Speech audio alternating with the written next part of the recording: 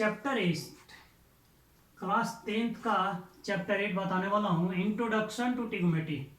तो सबसे पहले हम लोग देखेंगे what is trigonometry.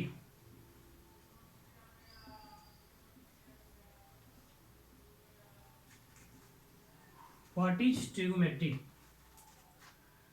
The study of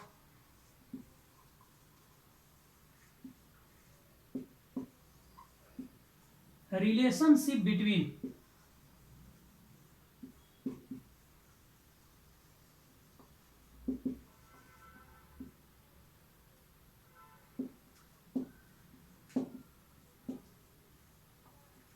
the sides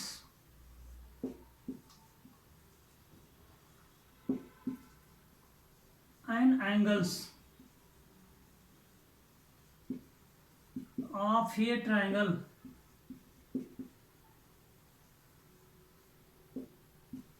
is called trigonometry.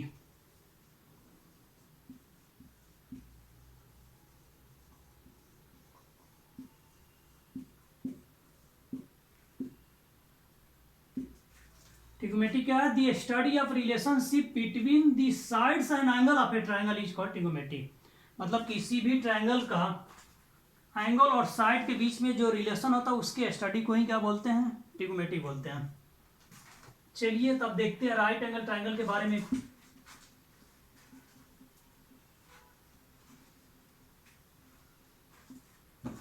चलिए, तो ये ऑलरेडी एक राइट एंगल ट्रायंगल मैंने पहले से ड्रॉ कर दिया था समय बचाने के लिए।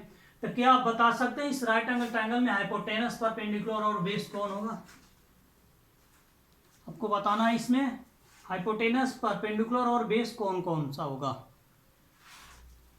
तो अधिकांश स्टूडेंट यही बोलेंगे कि चूंकि ये परपेंडिकुलर है इसलिए ये परपेंडिकुलर होगा, ये बेस में इसलिए बेस होगा और ये हाइपोटेनस होगा।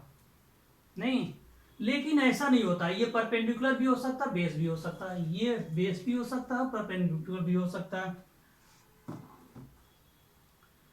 तो जो 90 के अपोजिट होता है वो हमेशा ही हाइपोटेनस होता है।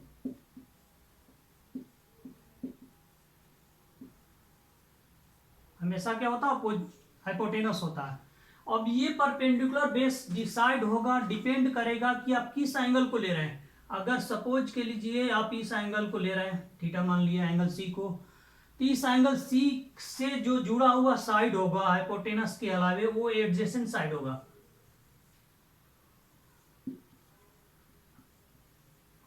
एडजेसेंट साइड ऑफ एंगल सी।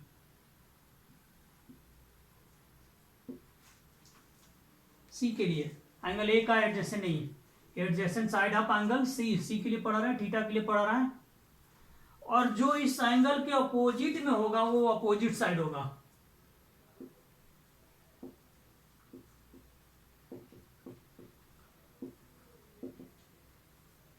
ठीक है,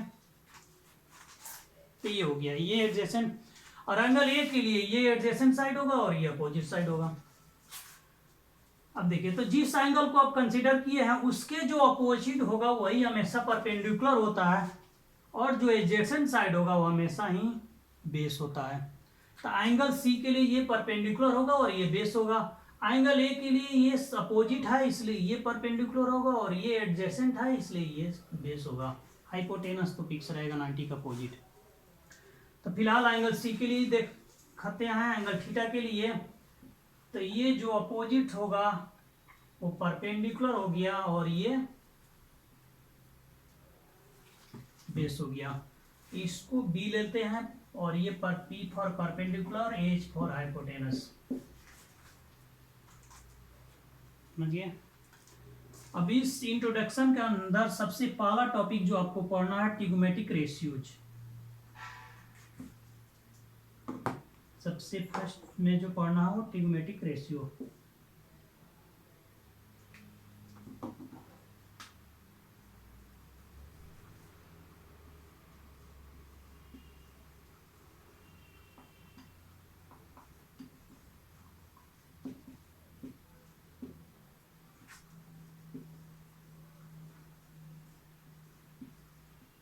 ट्रिग्नोमेट्रिक रेशियोज देखिए,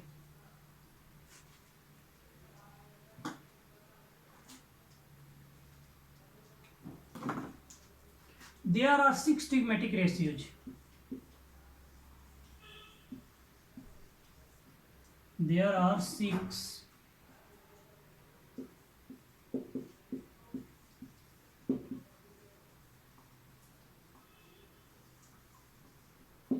trigonometric ratios. Sin theta, cos theta, tan theta,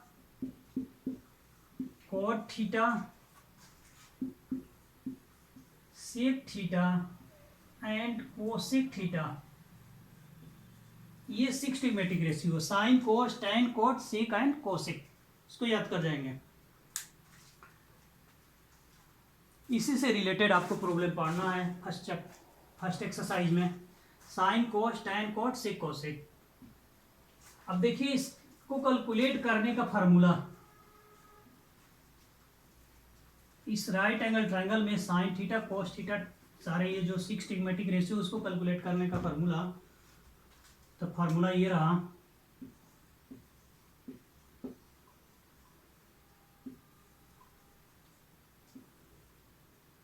first formula हो गया sine theta equal to perpendicular divided by hypotenuse. Perpendicular divide by theta के लिए perpendicular divided by hypotenuse. Theta के case में perpendicular ए भी होगा और हाइपोटेनस ए सी होगा. फिलहाल आपको फार्मूला याद करना है इसलिए बस ये लिख रहे हैं.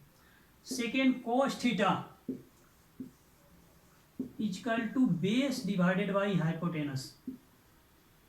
Third tan theta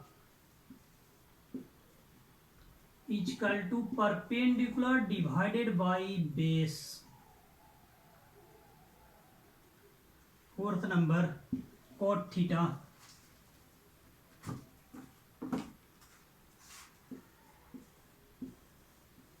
cot theta equal to just उल्टा होता है इसका tan का, base divided by perpendicular, tan का उल्टा cot.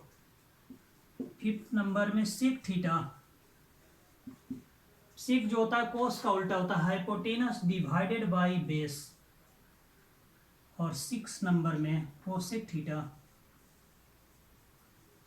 Is equal to hypotenuse divided by perpendicular, sine का उल्टा.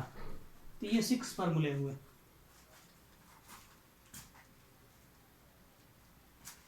दिख रहा.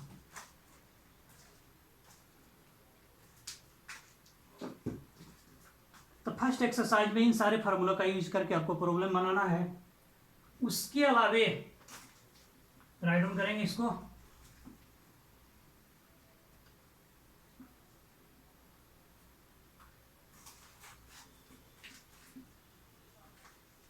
फर्स्ट एक्सरसाइज का प्रॉब्लम बनाने के लिए इन सारे फार्मूलों का जरूरत होगा. इसके अलावे पाइथागोरस थ्योरम का भी जरूरत होगा आपको. तो राइट डाउन करेंगे पाइथागोरस थ्योरम.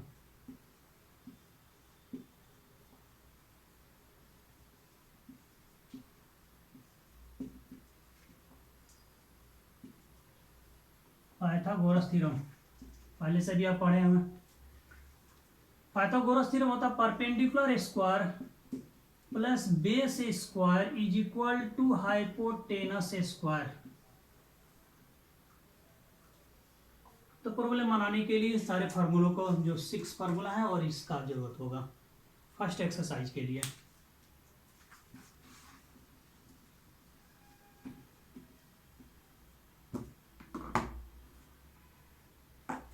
नोट करके कुछ बातें और लिख लेंगे. नोट फर्स्ट या उसके पहले एब्रीविएशन लिख लीजिए.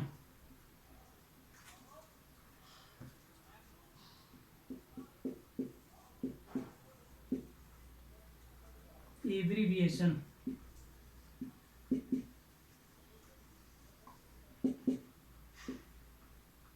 देखिए ये sine theta cos theta tan cot sec cosec सभी क्या एब्रीविएशन है, किसका है वो देखेंगे.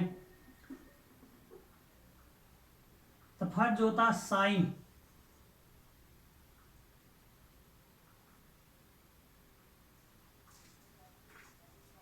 तो इधर हम लोग लिखते हैं इधर एब्रीविएशन. तो साइन SINE का एब्रीविएशन जो होता है वो होता है साइन, SIN, जो हम लोग साइन थीटा में यूज करते हैं।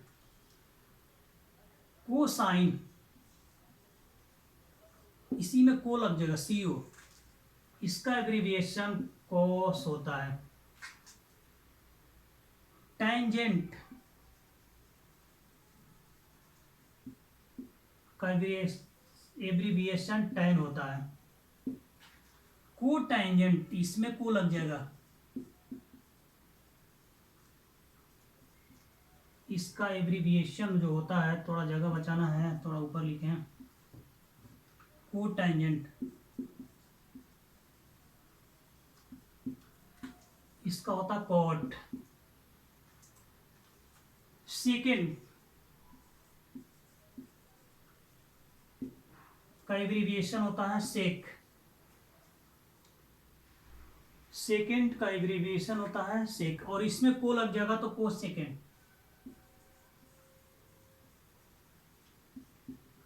का एब्रीविएशन होता है कोसेक। तो ये सिंपली जान जाना है, ये काफ़ी इंपॉर्टेंट नहीं है, इससे रिलेटेड कोई प्रॉब्लम नहीं बनाना है, वही प्रॉब्लम बनाने के लिए था, राइट डाउन करेंगे।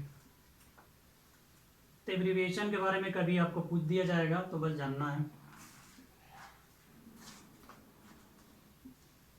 ये फुल फॉर्म हुआ और ये एब्रीविएशन था, ये एब्रीविएशन है।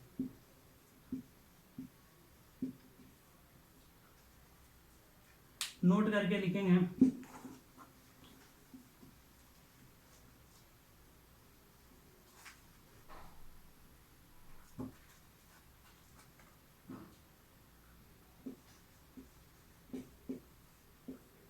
Note point first, sine theta not equal to sine into theta. कोई भी साइन कोस टैन कोट सबके लिए अप्लाई होगा, एक के लिए मैं बता रहा हूँ, सभी के लिए होगा। साइन थीटा को आप ये साइन इंटू थीटा नहीं लिख सकते, ये सारे मिलाकर के एक वर्ड हुआ, इसको साइन इंटू थीटा अलग अलग नहीं कर सकते हैं। उसी तरह से कॉस इंटू थीटा नहीं कर सकते, टाइन इंटू थीटा नहीं कर सकते हैं, and so on. Second point देखेंगे, sine square theta not equal to sine theta square, this equal to होता है, पहले वो इक्वल टू होता है, वो साइन स्क्वायर मतलब कोई भी अगर पावर है, यहाँ वाले पावर को यहाँ नहीं लिख सकते हैं, तो क्या होगा, sine square theta equal to sine theta का होल स्क्वायर। इस पावर को यहाँ लिख सकते हैं, यहाँ जो पावर होता है वो यहाँ पूरे पर पावर होता है।